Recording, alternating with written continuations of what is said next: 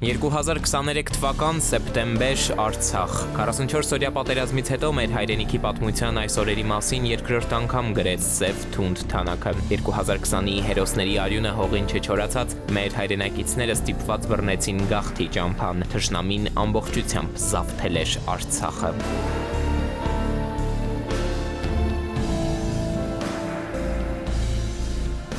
Սեպտեմբեր 27-ին, այսինքն 2 տարի առաջ ճիշտ այս օրը 100 հազարավոր հայերի հետ Ստեփանակերտից Հայաստան բռնի տեղահանության ճանապարհին էր նաև Արցախի ռազմաքաղաքական ղեկավարությունը եւ Հակարիի կամրջի մոտ Ադրբեջանի ուժայինները ապօրինաբար ձերբակալեցին բարերար Ռուբեն Վարդանյանին, հետո եւս 7 նախկին պաշտոնյայի, նրանց տարան Բաքու, պատանդառեցին բանտերում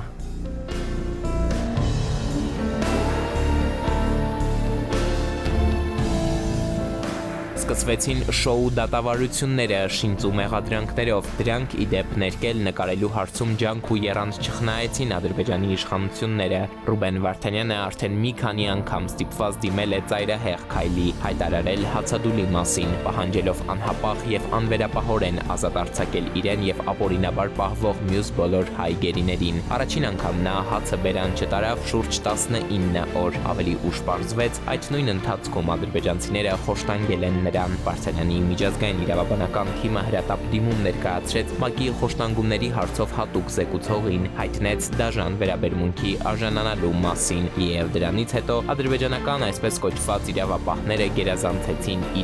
իրենց, թույլ չտալով միջազգային փաստաբան Գենսերի մուտքը Բաքու։ Այս ողջ ընթացքում շատ քիչ տեղեկություններ են ստացվել հորս պահման պայմանների մասին, հատկապես հիմա, երբ Կարմիր խաչն այլևս չի աշխատում Ադրբեջանում։ Այն ինչ գիտենք, հայրս իր բանտախցում մենակ է, նրա առողջական վիճակի մասին ստույգ ոչինչ չգիտենք։ Ըստ նրա ինքը լավ է եւ մեզ հորդորում է չանհանգստանալ, բայց հասկանում ենք, որ նա դա կասեր ցանկացած պարագայում։ Կարծում եմ նրա համար շատ ավելի կարեւոր են ոչ թե բանտարկության պայմանները, այլ իր եւ մյուս 22 քրիստոնյա հայ գերիների ձերբակալության պատճառները։ Ադրբեջանի քրեական օրենսգրքի 20 տարբեր հոդվածների հատկանիշներով շուրջ 42 մեղադրանք կա հիմա Վարդանյանի դեմ, իսկ շինծու ապացույցները ներկայացված են ավելի քան 420 հատորով 105,000 էջում։ Ընդ որում Արցախի նախկին պետնախարարը դրանց ծանոթանալու համար ոչ պատշաճ թարգմանության հնարավորություն է ունեցել, ոչ էլ ժամանակ, բացի այդ նրա գործն անջատ է մյուսներից։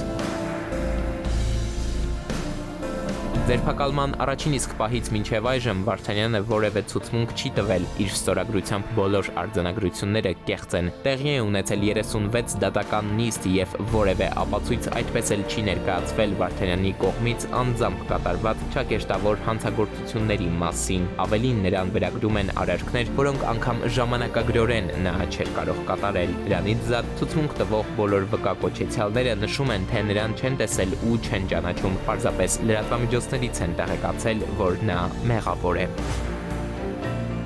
Հայաստան-Ադրբեջան խաղաղության նախապայմանագրում այդպես էլ գերիների մասին կետ չառանձնացրին, ավելին Բաքուն Երևանի առջև պայման դրեց սպիտակ թղթի ստորագրության համար հրաժարվելու միջազգային բոլոր դատական հայցերից, իսկ դրանք մարդու իրավունքների եվրոպական դատարանից մինչև արդարադատության միջազգային դատարան նաև գերիների համար եւ հարցերով էին։ Ու այսօր պատրանքային խաղաղության այս ժամանակներում Ադրբեջանը շարունակում է հայ ռազմագերիների հարցը իբրև ձեռքի գործիք պահել ընդդեմ մեր երկրի։ Այստեղ վերջաբանի փոխարեն տեղին է հիշել Ռուբենի խոսքը, որ ասել էր ընտանիքի հետ զրույցում։ Բաքվում դատում են բոլոր հայերիս։